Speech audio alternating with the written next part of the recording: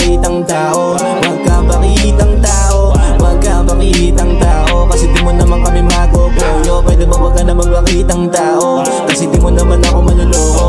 Alam ko naman wala ang katotohanan ng mga pinapakita mo.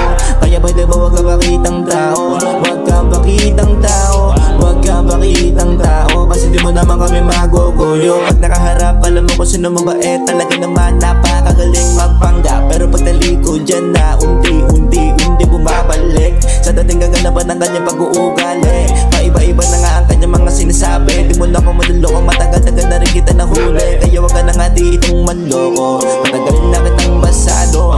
Yung sarili mo na lang ang niloloko mo. Kaya ito tandaan mo, lahat ng mga sasabihin ko. Wag ka na magpanggap kasi lahat ang mga sekreto mo lalabas yan pagkatagalan ay mabubunyag. Alam nyo habang nakaangat tayo, marami nakamasid na matay. May sumusuporta at may kumukontra. Meron pang nga nakihila pa para lang matapakan nila at sila makaangat. Kaya dapat ka maging alala to kasi nila sa paligid mo totoo. Kaya wag ka basta-basta mag-itiwala. Pwede ba wag ka na mapakitang tao? Kasi di mo naman ako maluloko. Alam ko na wala ang katotohanan ng mga pinapakita mo.